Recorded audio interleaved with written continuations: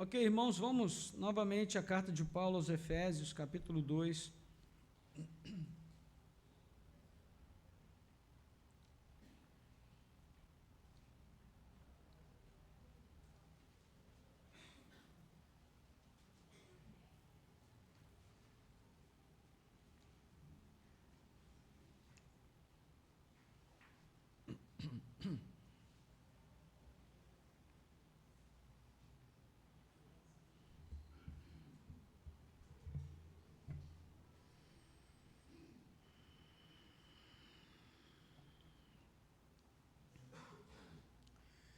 Irmãos, é interessante observar as atitudes das crianças, porque aprendemos muito sobre a nossa humanidade observando os nossos filhos. Porque eles são a nossa humanidade in natura, né? Sem disfarce, sem maquiagem, sem subterfúgios. Então, se eles estão com raiva, eles se expressam com toda a raiva que eles podem. Se eles estão descontentes, eles mostram todo o seu descontentamento. Se eles gostam de uma coisa, eles se apegam àquilo com todas as suas forças, e se não gostam também, eles já mostram logo de cara. E uma das coisas mais embaraçosas para o pai e para a mãe é quando chega aquele tio ou aquela tia e dá um presente para o seu filho, né? E o filho não gosta, e ele mostra logo que não gosta. A gente fica tão embaraçado, né? A gente fica tentando encontrar uma justificativa. Não, ele gostou sim, mas é que agora ele está meio... Meu Deus, é muito embaraçoso isso. E a gente sabe que isso é da nossa humanidade, né? Quando nós crescemos, nós aprendemos a ser elegantes, e aí a gente, mesmo que não goste, a gente, né, faz cara de quem gostou e tal, mas isso retrata a nossa humanidade, nós somos assim. E uma das coisas que nós percebemos na nossa vida cristã é que nos comportamos muitas vezes como crianças, e porque nós não valorizamos determinadas coisas que ganhamos, pelo fato de não compreendermos o valor que elas têm. Então, por exemplo, se no dia do aniversário você der para a criança um tabuleiro de xadrez com todas as peças em pedra-sabão importada, que custou, sei lá, R$ 2.000, né, e a criança vai pegar aquilo, vai encostar num canto, não vai nem abrir o pacote, porque para ela não significa nada, não tem nenhum valor, né? E muitas vezes nós, como cristãos, lidamos com aquilo que Deus faz para nós dessa forma. Nós não valorizamos o que Deus faz porque não entendemos o significado do que Deus faz. E o mais importante nesse aspecto de conseguirmos atribuir valor às coisas é entender o significado que essas coisas têm para nós. Às vezes a gente tem objetos em casa, né, que tem uma história, e para o visitante que chega, ele olha aquele objeto, vai pensar que aquilo é só um bibelô que a gente tem. Ainda se chama de bibelô essas coisas que a gente coloca no... Alguém sabe o que é bibelô? Levanta a mão. Ninguém sabe, meu Deus. Alguém sabe, graças a Deus, que bom. Então, aliás, só para descontrair aqui, um dia desses eu fui para nós fomos tomar um café, eu e minha esposa, e aí eu cheguei no café, tinha uma menininha nova atendendo lá, e eu falei assim: esses salgados que você tem aí, né, qual é a vedete? Ficou me olhando assim, me olhou, vedete, o que é isso, vedete? Que é vedete? Que vedete? Aí a Zanza falou: amor, pelo amor de Deus, essa menina não sabe o que é vedete, ela não tem ideia do que significa isso. Falei: meu Deus, eu estou ficando velho mesmo, né? Mas enfim, bibelô eram aquelas coisas que a gente usava para enfeitar a estante, né? Aquele pinguim que a gente colocava em cima da geladeira, por exemplo, né, que hoje não tem mais.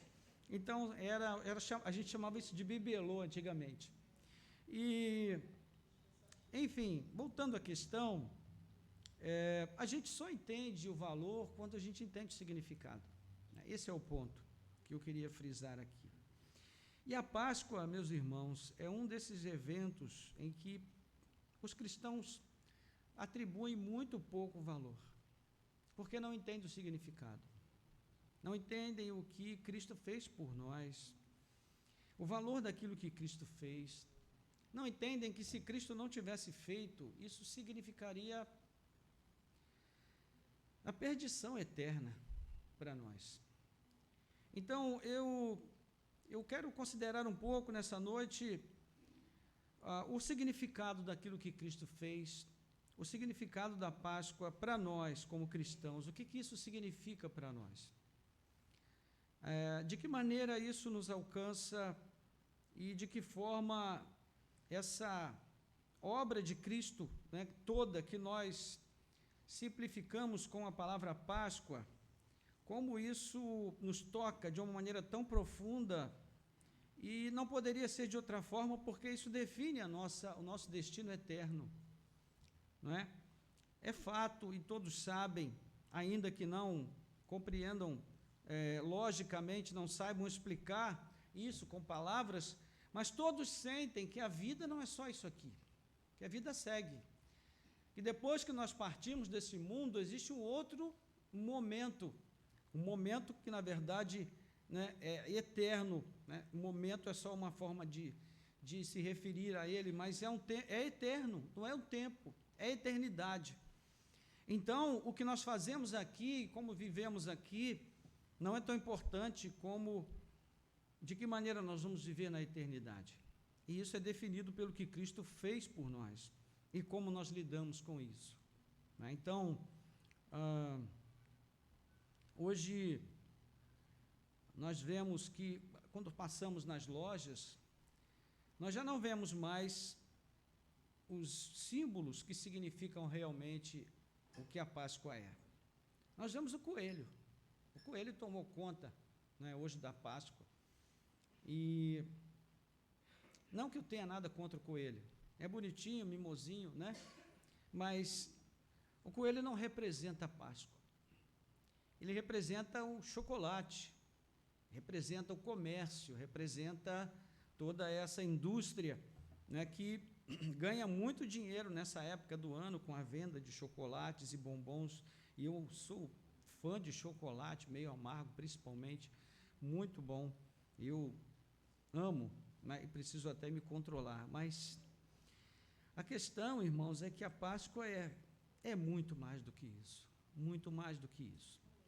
E nós precisamos entender isso, a fim de que consigamos resgatar nas nossas famílias, com os nossos filhos, esses elementos que são próprios da fé, para que os nossos filhos possam transmitir isso aos nossos netos, e isso vá sendo transmitido às outras gerações depois de nós, porque nós temos esse papel importante, como guardiões de uma tradição que não é somente uma tradição, mas é uma vivência, é um estilo de vida, é uma forma de interpretar a realidade. A fé é uma maneira de interpretar a realidade.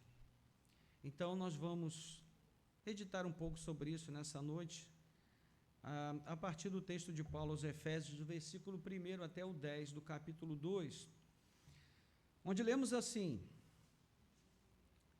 Ele, e ele aqui se refere a Cristo, lhes deu vida quando vocês estavam mortos em suas transgressões e pecados, nos quais vocês andaram noutro tempo, segundo o curso deste mundo, segundo o príncipe da potestade do ar, do espírito que agora atua nos filhos da desobediência. Entre eles, também nós todos andamos no passado, segundo as inclinações da nossa carne, fazendo a vontade da carne e dos pensamentos, e éramos, por natureza, filhos da ira, como também os demais. Mas Deus, sendo rico em misericórdia, por causa do grande amor com que nos amou, e estando nós mortos em nossas transgressões, nos deu vida juntamente com Cristo. Pela graça vocês são salvos. E juntamente com ele nos ressuscitou, e com ele nos fez assentar nas regiões celestiais em Cristo Jesus. Deus fez isso para mostrar nos tempos vindouros a suprema riqueza da sua graça em bondade para conosco em Cristo Jesus. Porque pela graça vocês são salvos, mediante a fé, e isto não vem de vocês, é dom de Deus, não de obras, para que ninguém se glorie, pois somos feitura dele, criados em Cristo Jesus para as boas obras, as quais Deus, de antemão, nos preparou para que andássemos nelas. Amém. Vamos orar. Nosso Deus e Pai, graças te damos pela tua santa palavra. Obrigado porque ela é viva, é poderosa, é eficaz. Ela pode, ó Deus, penetrar até o mais profundo dos nossos corações, a ponto de dividir alma, espírito, a ponto de, ó Deus, trazer à luz tudo aquilo que está oculto no nosso íntimo. E é isso, Senhor, que nós de fato precisamos. Que o Senhor possa trazer à luz o que está oculto em nossos corações, a fim de que essa luz traga esclarecimento, traga entendimento, direção, compreensão, ó Deus, conhecimento, para que nós sejamos mais, ó Deus, dirigidos ao caminho da retidão, na compreensão daquilo que o Senhor tem feito por nós em Cristo Jesus. Senhor, não queremos ser negligentes com a tua palavra, não queremos menosprezar o grande presente que o Senhor nos deu ao enviar o teu Filho ao mundo. Então ajuda-nos a compreender, ó Deus, as implicações da sua obra em nosso benefício. Nós oramos assim, pedindo a ajuda do teu Espírito nessa hora, em nome de Jesus. Amém.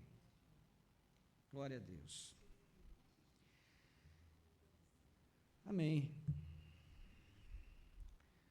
Então, irmãos, carta de Paulo aos Efésios, já tivemos aqui no ano passado uma série de estudos nessa carta, e é uma carta muito rica. Os estudiosos a têm como a carta mais extraordinária que o apóstolo Paulo escreveu em muitos sentidos. É uma carta que em poucos capítulos fala de muitas coisas que seria um assunto para toda uma vida. E nela Paulo vai expor o grande feito de Deus em Cristo, que foi a obra que ele realizou em nosso benefício, em nosso favor, e mudou a nossa vida, mudou o nosso estado de vida de uma forma tão extraordinária, tão completa, tão profunda, tão complexa. E nós vamos perceber que especialmente essa carta de Paulo, ela vai destacar que tudo que Deus fez por nós e em nós, Ele fez em Cristo. Essa é uma expressão que nós vamos encontrar muitas vezes nessa carta, porque é uma ênfase de Paulo na carta aos Efésios. Tudo que Deus fez em nós, Ele fez em Cristo. Então, isso é uma ênfase que ele coloca para que não haja dúvida de que nós não recebemos a salvação porque merecemos, mas porque Deus é misericordioso, Ele é bom, Ele nos ama, Ele é compassivo, e Ele tem prazer em salvar aqueles que estão se perdendo. Então, o nosso texto dessa noite, ele traz um resumo, basicamente aqui do verso 1 até o verso 10, daquilo que Cristo fez por nós, do porquê Ele fez e do para que Ele fez. E é sobre isso que nós gostaríamos de pensar um pouco com os irmãos nessa noite. Nos primeiros 3 versos aqui que nós lemos, Paulo vai mostrar em que estado vive o homem sem Deus. Como o homem que está sem Deus na sua vida, o homem que não conhece a Deus, que não conhece a Cristo, como ele vive? Então, Paulo vai mostrar aqui esse estado a partir de alguns termos que vão definir três coisas, basicamente. Primeiro, o homem sem Deus está morto, o homem sem Deus está escravizado e o homem sem Deus está condenado. São as três afirmações que Paulo faz aqui, dos versos 1 a 3. Então, primeiro ele diz, ele lhes deu vida quando vocês estavam mortos em suas transgressões e pecados.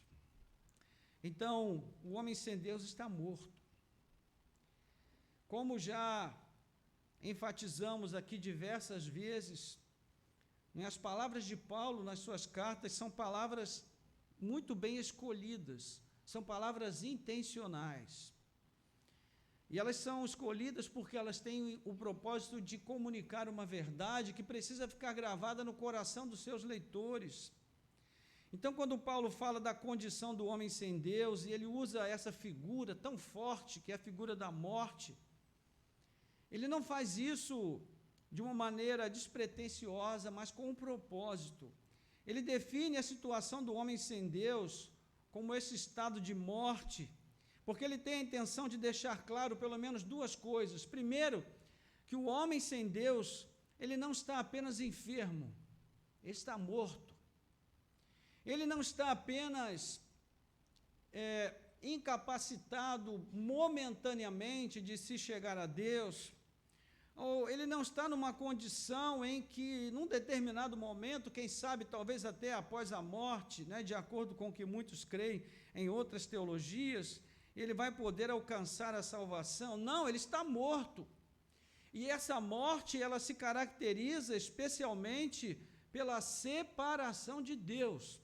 Não é nem a privação da vida física, num primeiro momento, é também, porque é o resultado final desse processo, mas, sobretudo, é a morte espiritual, a separação de Deus, que na eternidade terá implicações muito importantes, porque a separação de Deus na eternidade significa a perdição eterna.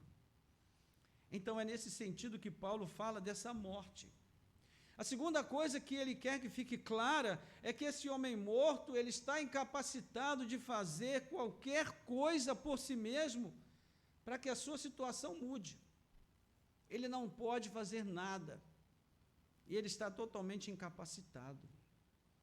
Bom, Paulo usa a imagem da morte porque ele sabe que todos os seus leitores sabem o que significa alguém estar morto. Ou seja, a pessoa está desprovida de alma, de sentimentos, ela está incapaz de reagir a impulsos, a estímulos, e se você colocar em um jazigo luxuoso, em um ornamento muito bonito, e preparar ali um espaço de mármore ou de granito, ou se você jogar essa pessoa no lixo, tanto faz, porque ela está morta. Para ela não há diferença. E é assim que o texto descreve esse homem sem Deus, apartado de Deus, ele está morto. Então, irmãos e irmãs, isso quer dizer que todos nós nascemos com uma natureza moral e espiritual totalmente corrompida, separada de Deus, morta. E não há em nós nenhuma parte que não tenha sido tocada pelo pecado. Sem Deus, não temos a capacidade de fazer qualquer coisa inteiramente boa, isenta de mal. Não temos nem a capacidade de nos voltar para Deus. Então, a gravidade dessa situação é demonstrada pela imagem que ele usa, a imagem da morte. E, além disso, ele utiliza duas palavras para demonstrar a causa dessa morte. Ele diz transgressões e pecados. E os termos gregos usados aqui trazem o significado da transgressão como um desvio deliberado do caminho. Transgredir significa se desviar por vontade própria da retidão da lei, do cumprimento da lei. É aquele momento em que a gente vê o sinal amarelo, sabe que tem que parar, mas a gente pensa, ainda dá tempo. Aí, ao invés da gente pisar no pedal do meio, a gente pisa no pedal do lado direito, né? E vai embora. Isso é transgressão. É quando você sabe que você está fazendo o que é errado, mas ainda assim você faz. Eu sei que aqui ninguém cruza o sinal amarelo, mas muita gente por aí faz isso, né? Aqui não, aqui nós estamos entre santos, ninguém vai fazer uma coisa dessa, né, irmão? Mas por aí muita gente faz. Então, o que Paulo está dizendo aqui é que nós deliberadamente cruzamos o sinal amarelo no tocante a guardar a lei de Deus. Nós sabíamos o que devíamos fazer e não fizemos, porque entendemos que não precisávamos fazer. A outra expressão, que é traduzida como pecado, é ultrapassar por vontade própria o limite estabelecido, é errar o alvo, é ficar aquém do alvo, abaixo da expectativa. Então, resumindo, Paulo está dizendo que o ser humano, no seu estado natural, ele vive essa vida que só o leva para pecado, para o erro. É como ele diz em outra carta, escrevendo aos Romanos, no capítulo 1, ele vai dizer que Deus, ele deixou que o homem se entregasse a uma disposição mental reprovável, de tal maneira que ele não pode pensar de uma forma lógica que o leve a refletir sobre o seu estado espiritual e a sua necessidade de se voltar para Deus. Ele está totalmente alheio a essa realidade. Ou seja, em termos de uma ação humana deliberada por sua vontade, ele está incapacitado, não é? Ele não pode se chegar a Deus. Então, todo o seu impulso é para o mal. Ele peca pelo que faz e também peca pelo que deixa de fazer. Então, quando Deus diz faça, ele não faz. E quando diz não faça, ele faz. Ou seja, é sempre o contrário daquilo que Deus diz. E nós não pecamos somente por comissão, mas também por omissão. O pecado de comissão é o mal que nós praticamos. O pecado de omissão é o bem que nós deixamos de praticar. Então, Paulo vai além disso, e ele mostra que o homem, além de estar morto, além de estar entregue a essa situação de transgressão e pecado, ele também está escravizado. Versículo 2, ele diz: transgressões e pecados nos quais vocês andaram noutro tempo, segundo o curso deste mundo, segundo o príncipe da potestade do ar, do espírito que agora atua nos filhos da desobediência. Ou seja, Paulo está mostrando aqui o estado em que nós vivíamos e estávamos perfeitamente adaptados a ele. E não percebíamos que era um sistema que nos escravizava. Por quê, irmãos? Porque os nossos olhos estavam fechados. Para que nós possamos perceber o que está acontecendo na nossa vida, nós precisamos ter olhos para ver. É por isso que Paulo faz aqui uma oração no versículo 18 do capítulo 1. Ele diz assim: eu peço que ele ilumine os olhos do coração de vocês, para que vocês saibam qual é a esperança da vocação de vocês, a riqueza da glória da sua herança nos santos, e qual é a suprema grandeza do seu poder sobre nós, os que cremos, segundo a eficácia da força do seu poder.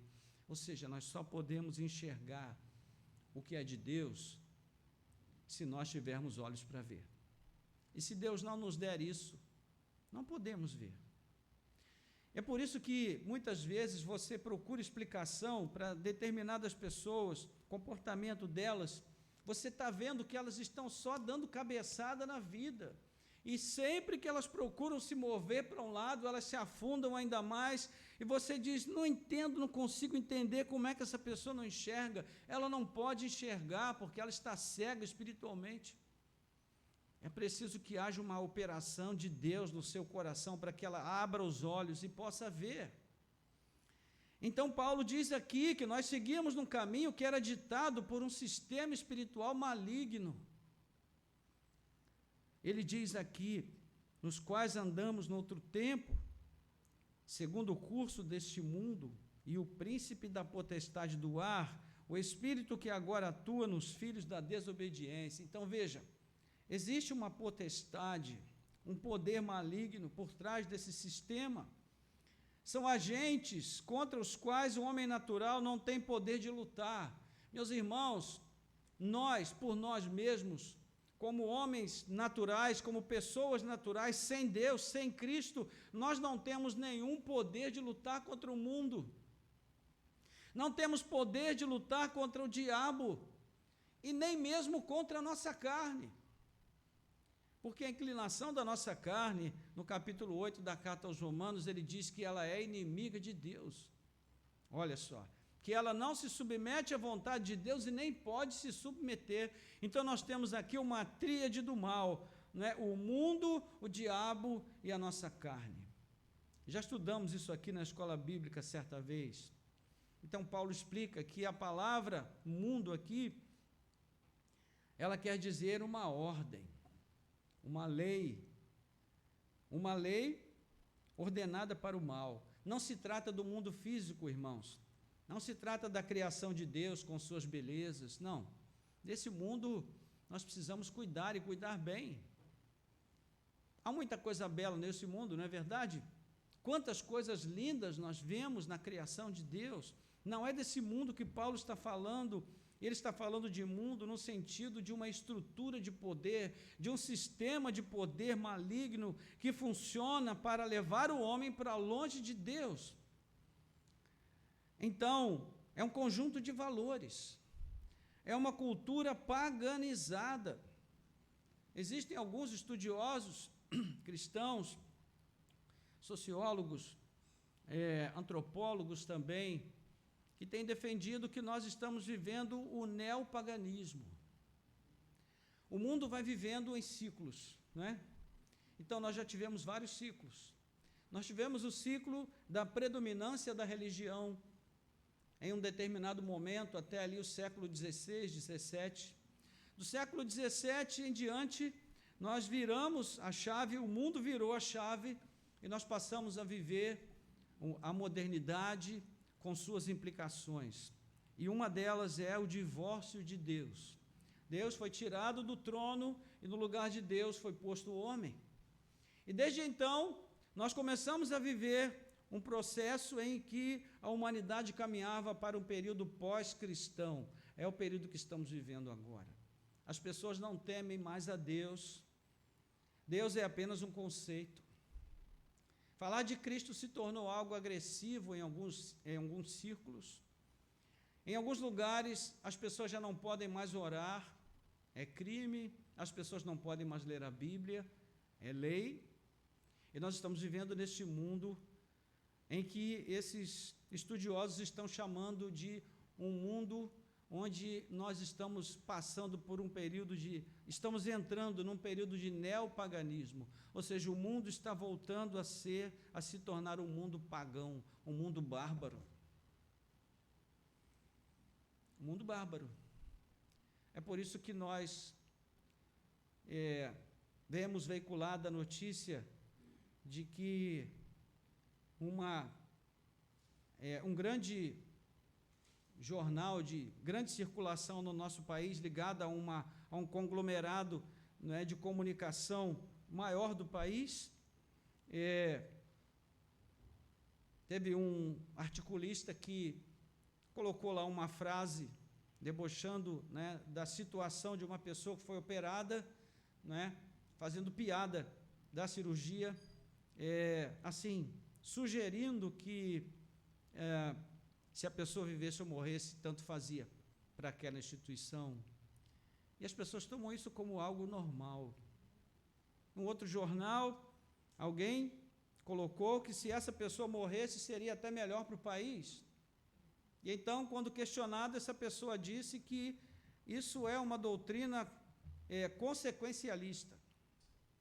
Ou seja, é um novo nome agora, não é?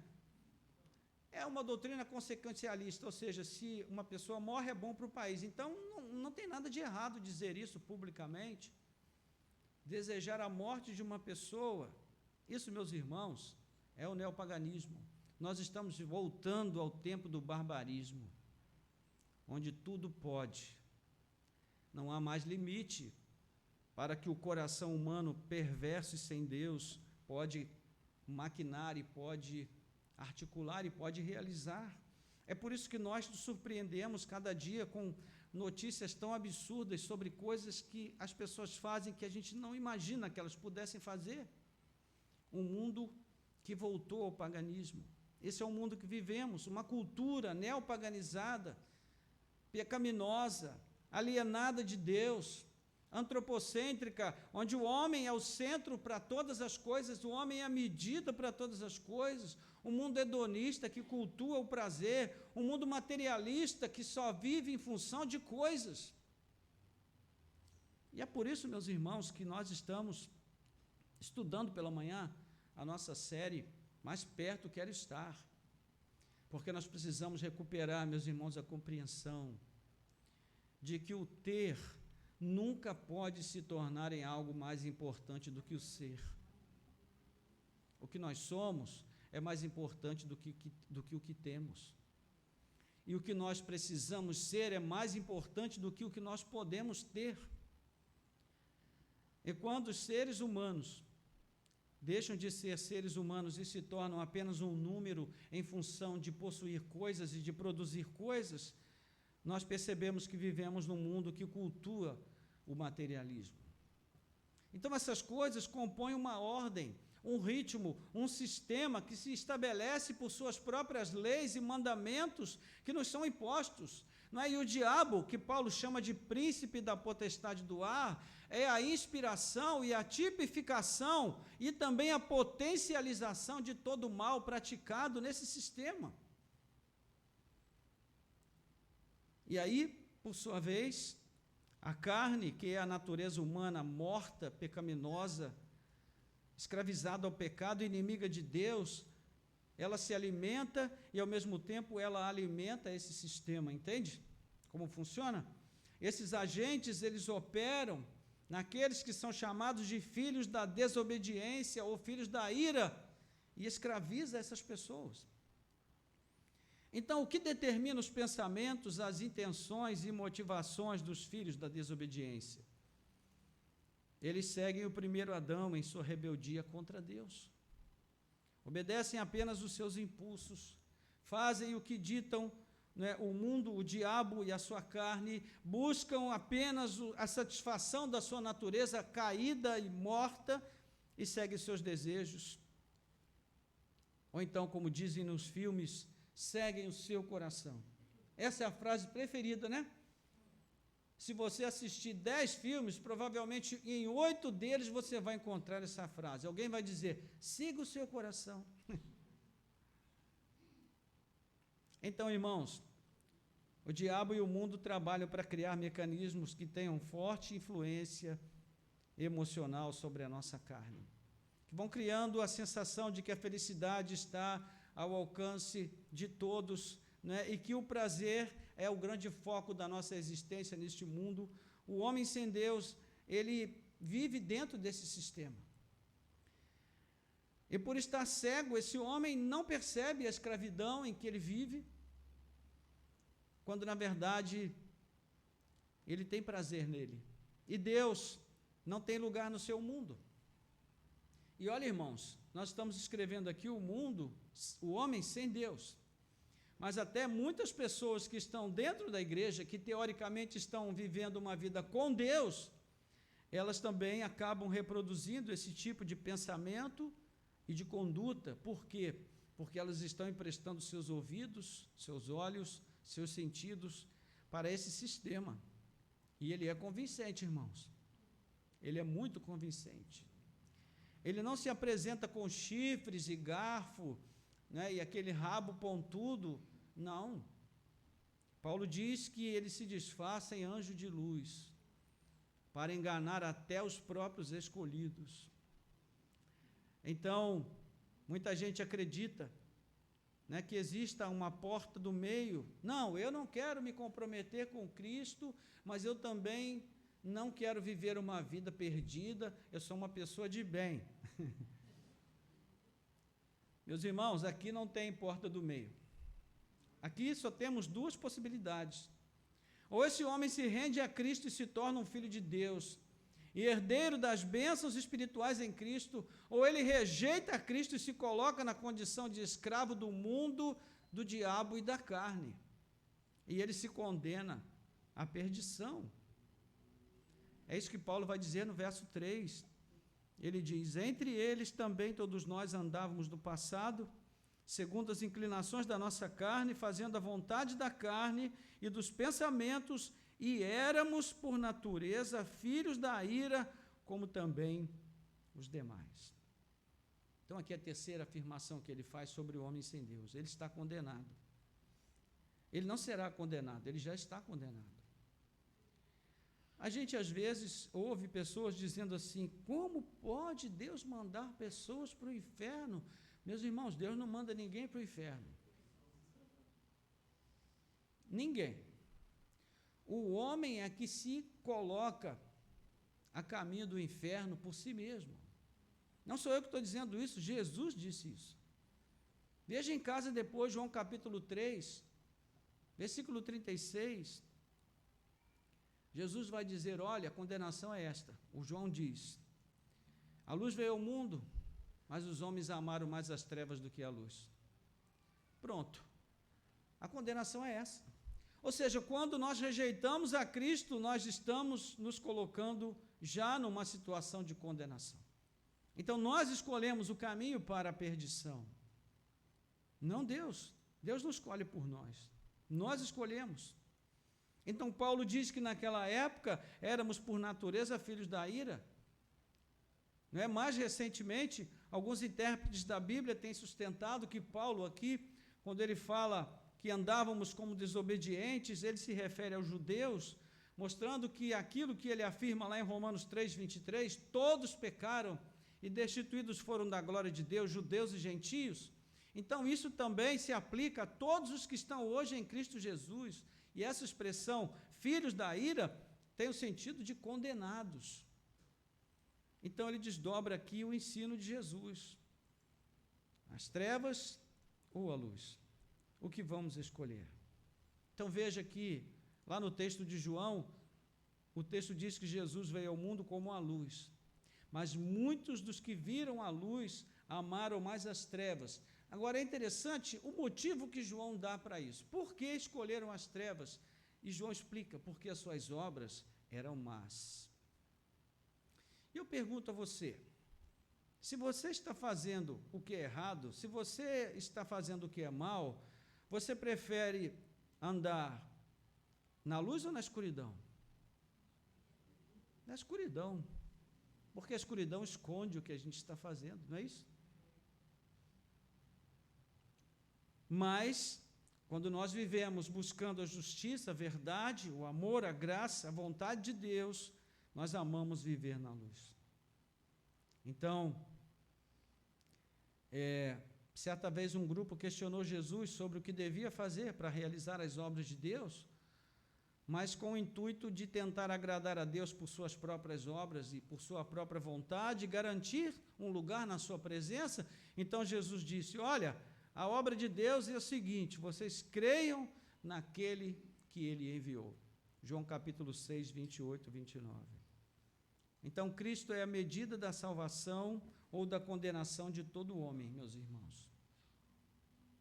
No tempo oportuno, o cálice da ira de Deus será derramado sobre este mundo. E quando isso acontecer, infeliz daquele que tiver rejeitado a Cristo, daquele que tiver amado mais as trevas que a luz.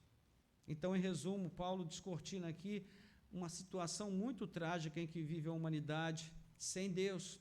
E observe que não há um caminho alternativo, não há como mediar essa situação, porque em seu estado natural, a única expectativa para o ser humano é a condenação eterna.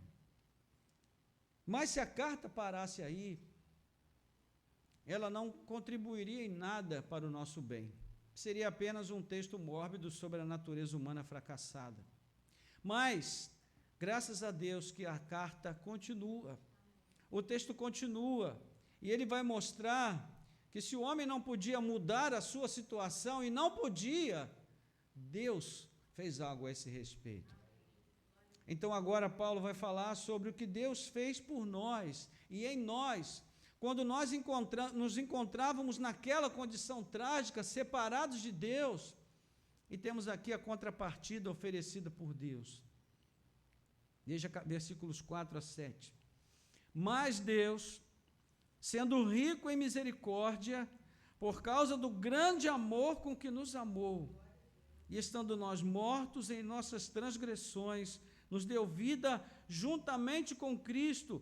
Pela graça vocês são salvos. E juntamente com Ele nos ressuscitou, e com Ele nos fez assentar nas regiões celestiais em Cristo Jesus.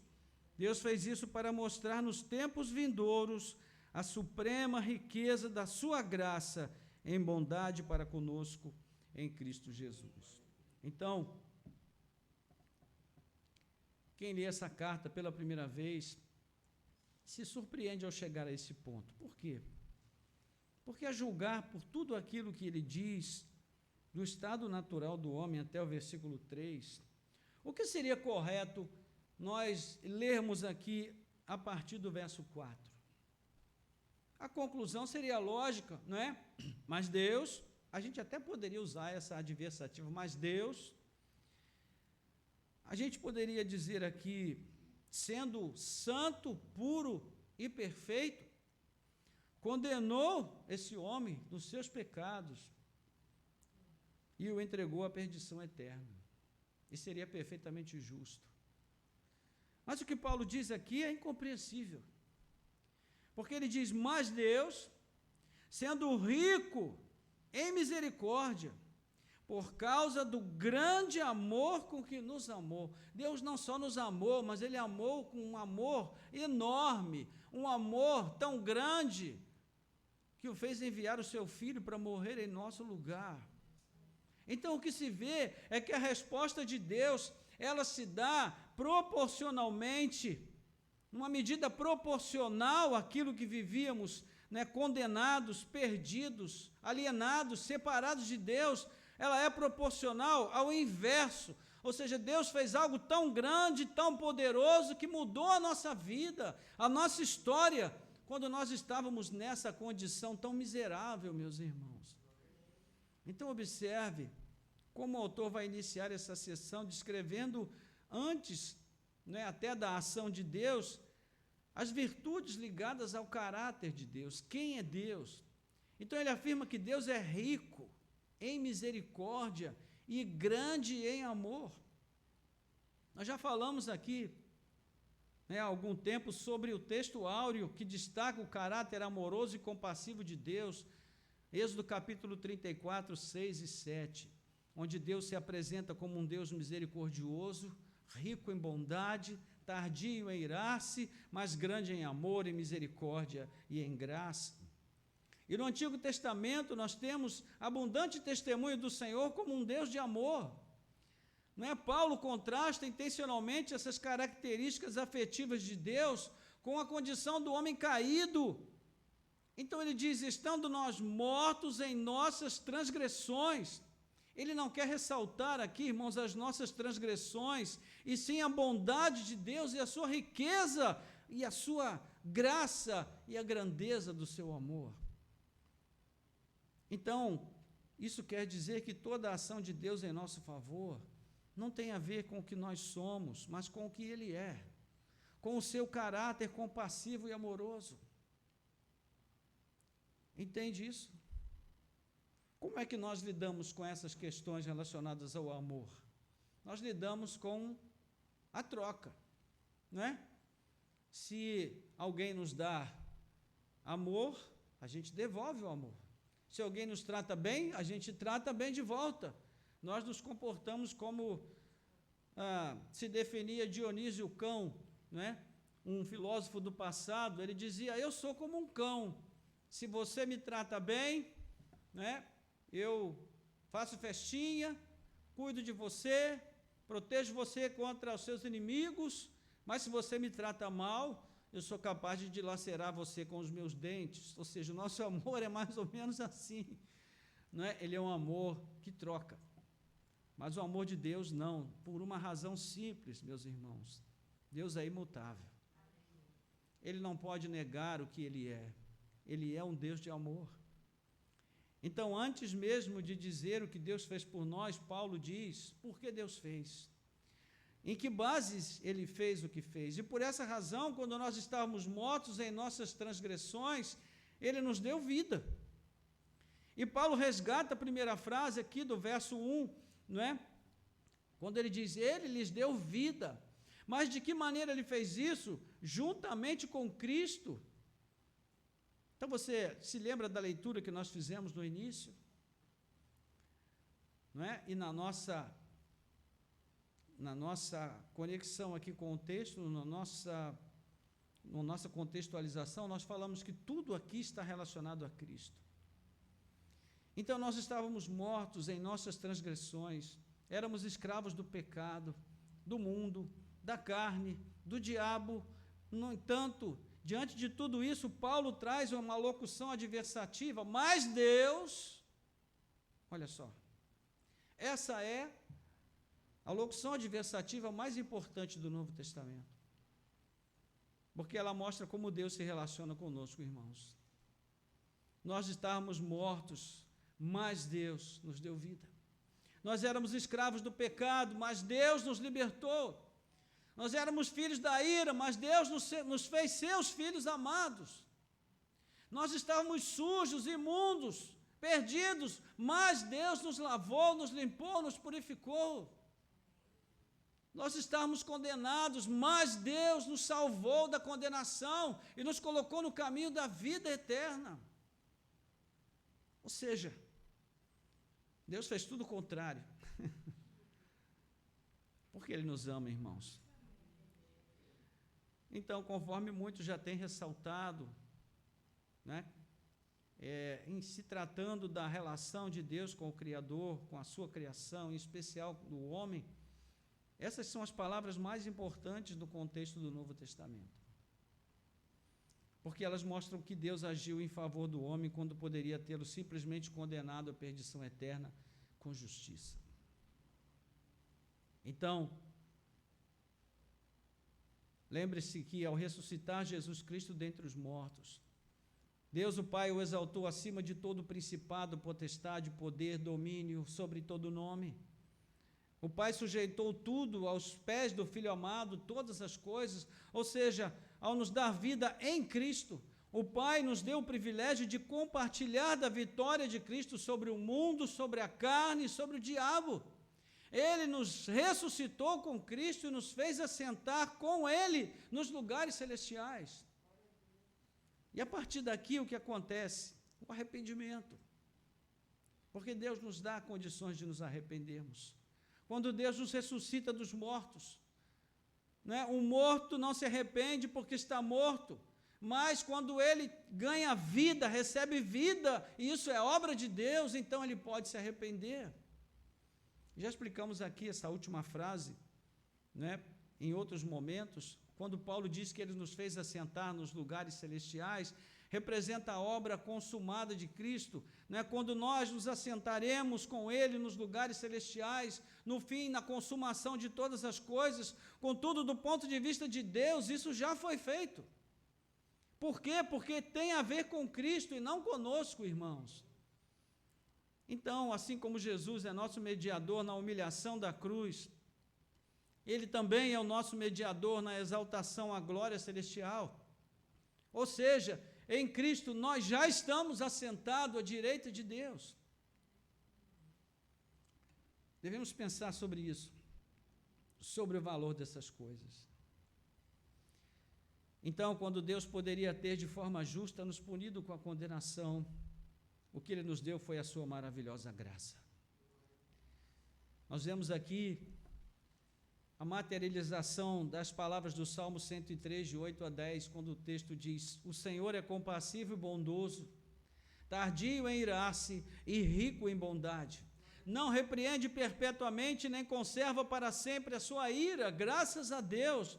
e não nos trata segundo os nossos pecados, nem nos retribui conforme as nossas iniquidades. Louvado seja o nome do Senhor. Imagine você se Deus nos retribuísse de acordo com a maldade do nosso coração, meus irmãos.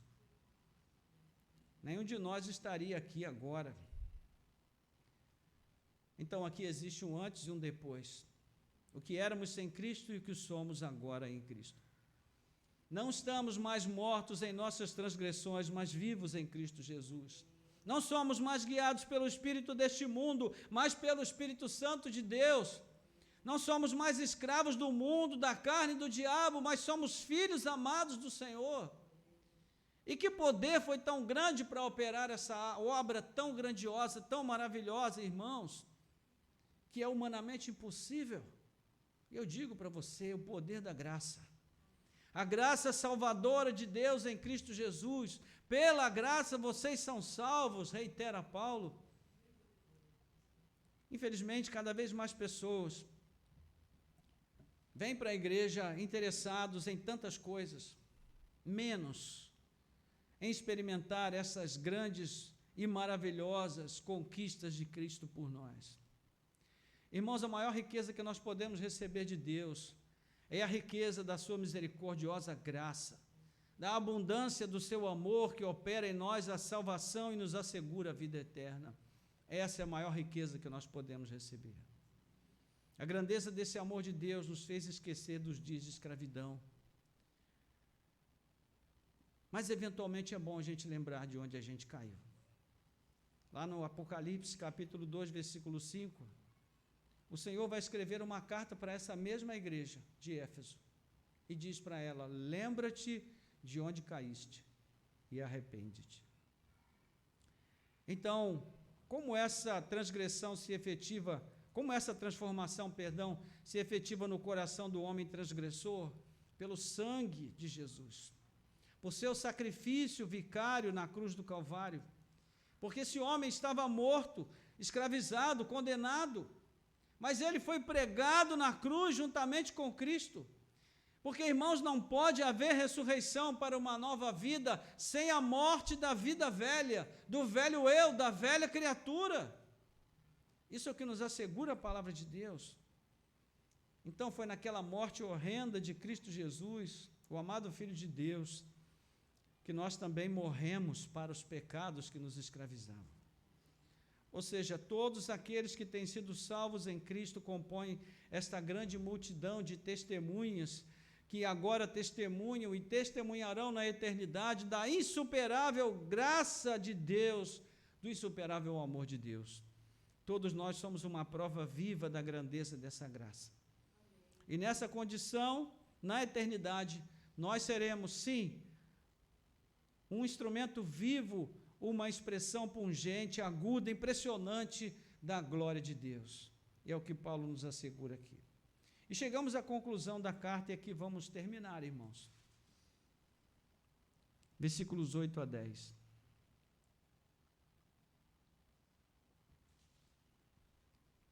Ele diz: porque pela graça vocês são salvos, mediante a fé, e isto não vem de vocês, é dom de Deus. Não de obras para que ninguém se glorie, pois somos feitura dele, criados em Cristo Jesus para as boas obras, as quais Deus de antemão preparou para que andássemos nelas. O poder da graça nos alcançou, e ele também deve nos levar a agir com graça, irmãos. Paulo termina fazendo mais 3 afirmações, e aqui concluímos. Primeiro, ele diz que somos salvos pela graça mediante a fé. Não é correto dizer que nós somos salvos pela fé, porque não é isso. Nós somos salvos pela graça mediante a fé. A fé é um instrumento pelo qual nós nos apropriamos da graça, mas a graça é o que proporcionou a nossa salvação. Então, o que ele diz aqui é que o instrumento da salvação é a graça de Deus. E essa ênfase na graça já vem desde os versos iniciais.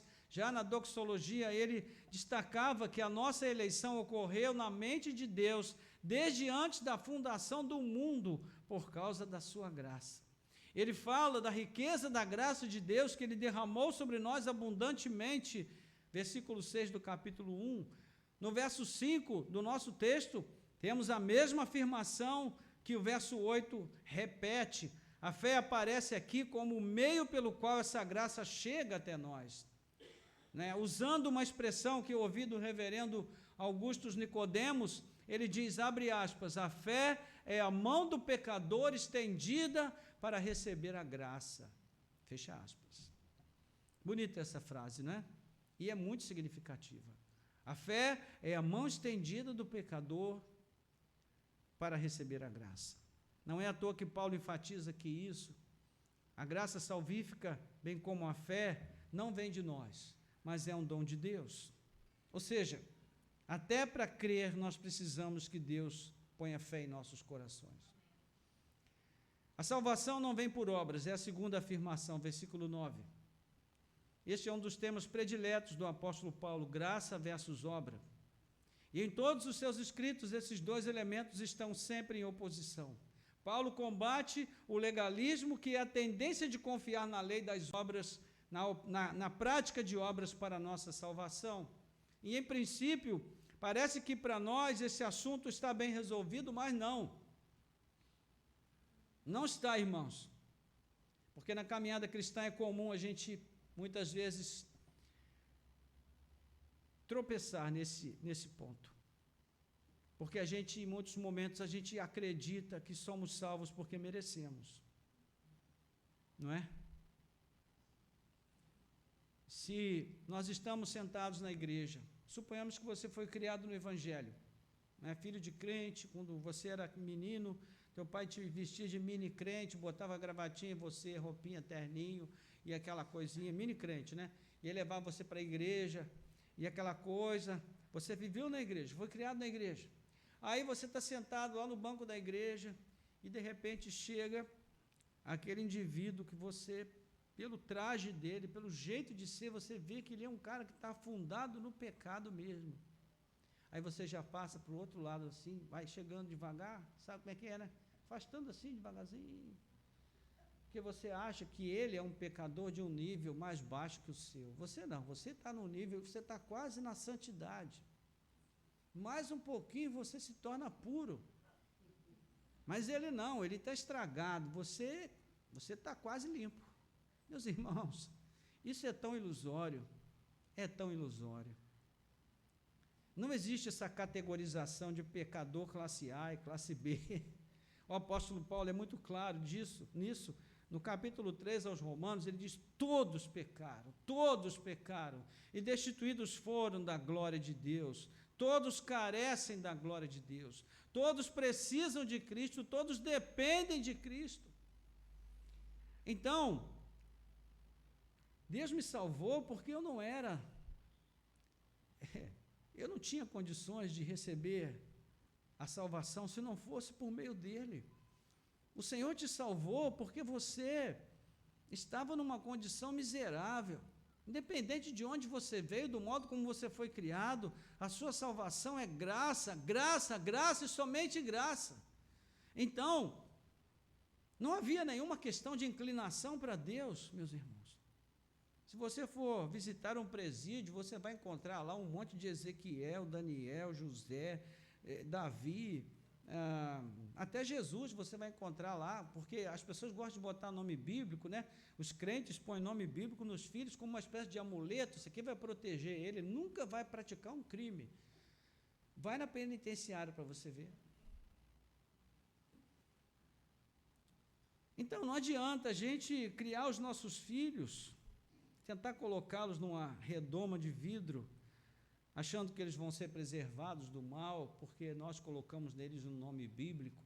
Meus irmãos, nós temos que levar os nossos filhos a ter um encontro real com Cristo, porque se isso não acontecer, cedo ou tarde eles vão embora, e você não vai conseguir segurá-los. Então, não é sem razão que o quadro pintado aqui nos 3 primeiros versos é um quadro tão feio, porque Paulo, ele quer mostrar a feiura do que somos, para mostrar a beleza do que Deus fez por nós. Ele quer mostrar a profundidade do abismo em que nós estávamos. Mas tudo muda quando ele diz, mas Deus. Então, ninguém tem que se gloriar diante de Deus, irmãos. Tudo que vem dele para nós é graça. Graça e graça. Na carta imediatamente anterior a essa, aos Gálatas, o mesmo autor fala da inutilidade da circuncisão como suposto instrumento de vanglória perante Deus ou os homens. Ele afirma categoricamente, mas longe de mim gloriar-me, senão na cruz de nosso Senhor Jesus Cristo. Gálatas 6, verso 14. Então, quando você for abrir o seu bolo, o seu bombom, o seu ovo de chocolate, quando você abrir, lembre disso. Pense nisso. Não tem a ver com coelho, não. Vou comer meu chocolate gostosamente, mas vou fazer isso louvando a Deus por esse privilégio que Ele me deu, porque Cristo morreu por mim. Isso vale a pena celebrar. Isso vale a pena comemorar. Né? Quando Paulo fala aos Coríntios, ele diz, longe de mim gloriar-me a não ser na cruz de Cristo, pela qual eu morri para o mundo e o mundo morreu para mim. Então, na mesma carta, no capítulo 4, ele vai reprovar a divisão entre os irmãos, e ele vai dizer, meus irmãos, quem foi que morreu por vocês? Foi Paulo? Foi Apolo? Foi Pedro? Então, por que vocês estão se gloriando em homens, se quem morreu por vocês foi Cristo? Por que vocês estão agindo como se nada tivessem recebido, se a graça que vocês têm, se a glória que foi posta sobre vocês, vocês receberam graciosamente? Então, salvação é dom de Deus, e não há motivo de se gloriar.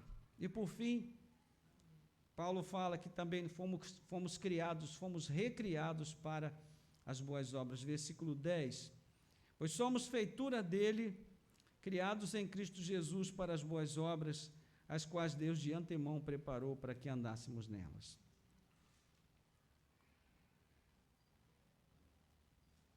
Então,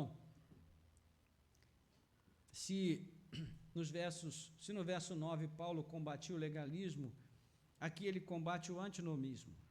O antinomismo é aquela ideia de que a gente agora vive na graça. Mas estou na graça, então não preciso fazer mais nada, Jesus já fez tudo por mim, agora eu posso viver do jeito que eu quiser, porque está tudo garantido. Vai nessa. Uma leitura apressada aqui, meus irmãos, fora de contexto, pode causar uma impressão muito errada. A gente pode imaginar aqui, muitos pensam isso, que Paulo se contradiz, porque ele disse que não é por obras, agora ele diz que Deus preparou a gente para boas obras. Como assim? A questão aqui é que as obras que Paulo se refere nesse ponto não tem nada a ver com aquilo que nós naturalmente imaginamos, não é?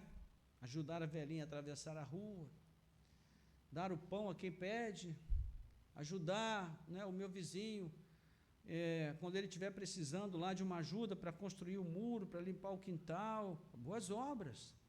Irmãos, isso também é parte do que está escrito aqui. Mas essas boas obras, elas prioritariamente são as obras que nós praticamos a partir da nova vida que nós recebemos em Cristo. Nós deixamos de praticar as obras da carne, que ele vai condenar aqui no capítulo 2, a maldade, né, os prazeres mundanos, o apego ao materialismo, ao hedonismo, essas coisas perversas que nós buscamos, e esquecendo que Deus existe, que Ele nos criou para a sua glória. Enfim, são esses pecados que Paulo vai classificar lá em Gálatas capítulo 5, e que nós sabemos bem quais são. Porque ele vai mostrar aqui, a partir do capítulo 3 especialmente, e já a partir do verso 11 do capítulo 2, ele vai começar a falar sobre a nova vida que nós recebemos em Cristo e como essa nova vida precisa ser vivida a partir de novos valores, de nova forma de pensar, de novas atitudes. É sobre essas obras que ele fala, que ele chama de obras de justiça. Então, essa nova humanidade que Deus nos deu, de acordo com o Evangelho de João, né, no capítulo 1, ela não nasce da vontade do homem nem da mulher, mas de Deus. É um renascimento espiritual. Então, o que importa não é ser judeu ou gentio, circuncisão ou incircuncisão, mas ser nova criatura, é fazer parte da nova humanidade em Cristo. E a partir disso, depois você pode ler também no capítulo 4, 22 a 24, Paulo vai falar disso claramente, não é? Então, isso mostra que fazer boas obras tem a ver prioritariamente com viver uma vida de retidão na presença de Deus. Praticar aquilo que agrada ao Senhor. Viver uma vida que glorifica o nome do Senhor.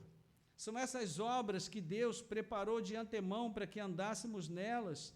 Então ele diz, antes da fundação do mundo, Deus nos escolheu nele para sermos santos e irrepreensíveis diante dele, capítulo 1, versículo 4.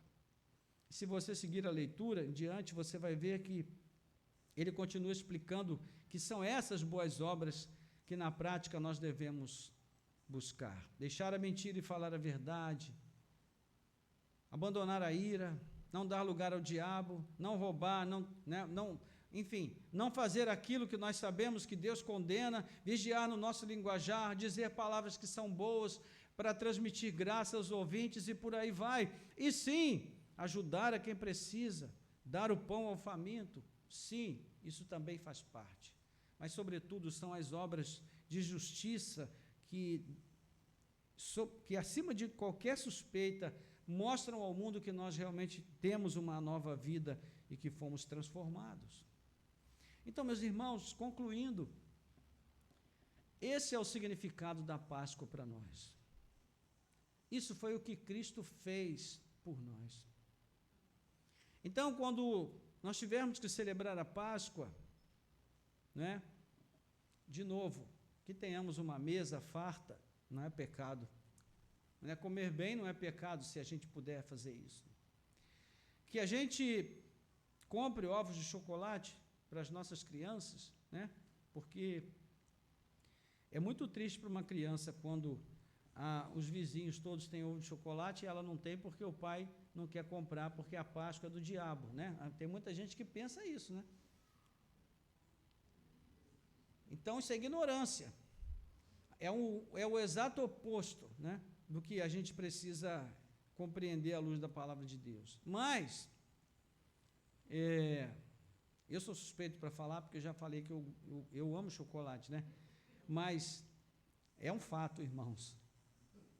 Mas, acima de tudo, a gente precisa entender qual é o significado. Lembra? No começo nós falamos a respeito de estar ligado, os dois fatores estarem ligados, compreender e valorizar.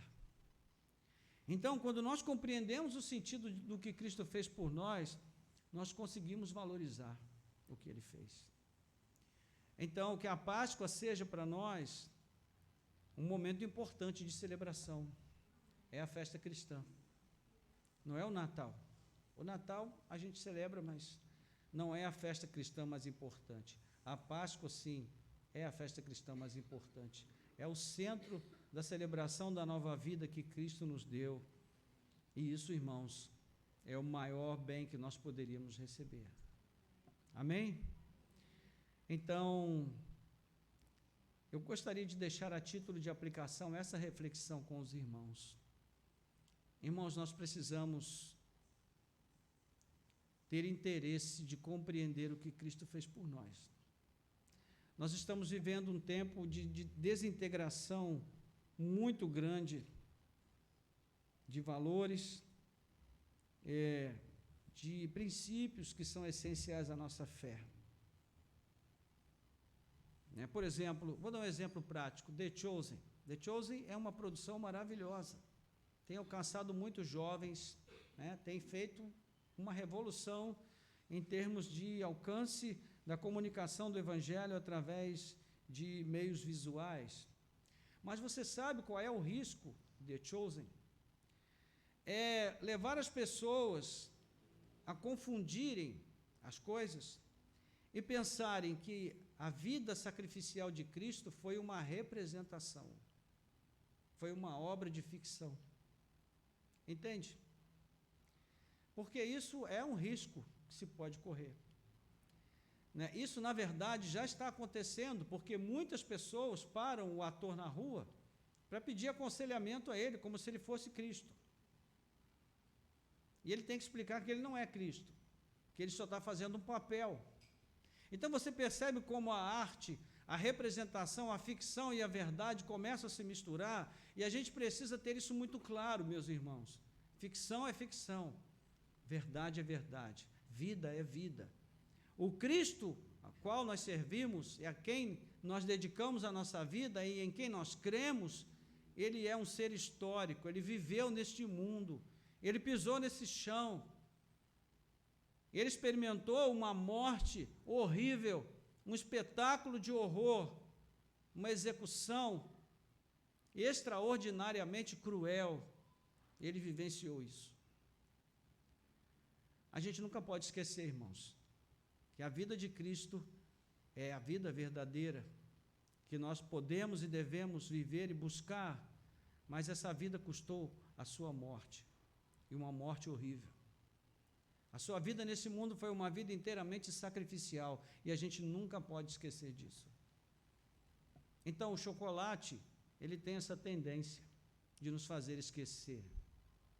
Entende? Nós não podemos esquecer, irmãos. Por isso, a palavra de Deus foi deixada para nós como uma forma de nós sermos relembrados. É isso que estamos fazendo essa noite, estamos relembrando do que Cristo fez por nós, do valor e do significado do que Ele fez por nós. Amém? Glória a Deus. Curva a sua cabeça, vamos orar. Nosso Deus e Pai, graças te damos pela Tua palavra, que foi deixada para nós, a fim de não esquecermos aquilo que Cristo fez por nós. A sua vida sacrificial, a sua morte na cruz, a sua dedicação integral ao propósito e ao plano do Senhor de nos alcançar, de nos salvar, de conquistar os nossos corações com esse teu amor tão grandioso. Senhor, esse tempo de celebração da Páscoa é um tempo em que muito facilmente nós podemos confundir a realidade com a ficção. Nós podemos nos esquecer o preço, o custo da nossa salvação para o nosso Salvador. Ela não foi conquistada atrás de uma mesa de escritório, Senhor, na Avenida Paulista ou na Times Square ou em qualquer outra localidade conhecida e famosa deste mundo, não.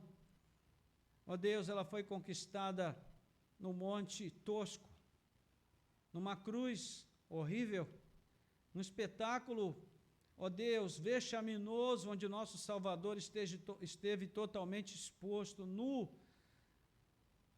ó Pai, numa cena grotesca. Ali, o teu Filho conquistou a nossa salvação. Ali ele conquistou a nossa libertação do pecado. Ele conquistou a nossa libertação do domínio da morte, da carne, do inferno, do mundo. E ao terceiro dia, ao se levantar dos mortos, ele subiu ao céu carregando as marcas do seu perdão a cada um de nós. Ele levou as marcas do nosso pecado consigo para a glória.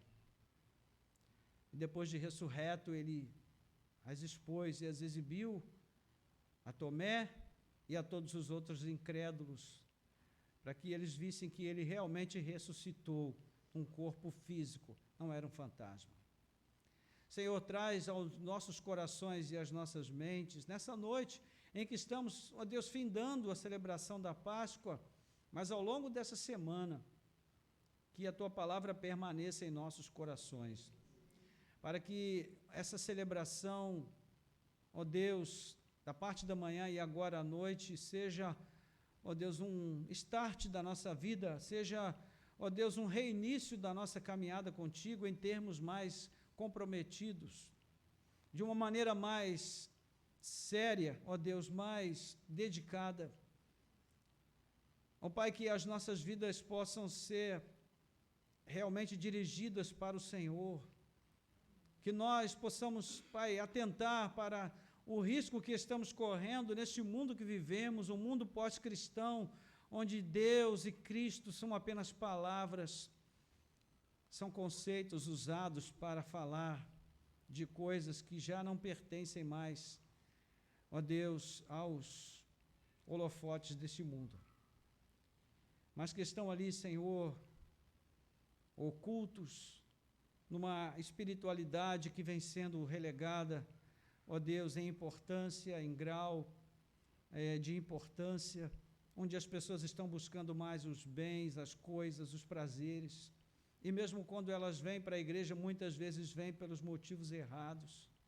E nós, como igreja, temos hoje um discurso apropriado para manter essas pessoas que vêm pelos motivos errados, vivendo uma vida por motivos errados, porque temos medo de falar a verdade do Evangelho, que é dura, sim, ó Deus, que é crua, sim, mas que salva o pecador e que nos conduz à vida que o Senhor pretende dar a cada um de nós. Então, Senhor, abre os nossos corações e mentes para receber a Tua palavra, que ela possa produzir frutos abundantes em nossos corações. Nós oramos assim com gratidão, em nome de Jesus. Amém. Amém, irmãos. Glória a Deus.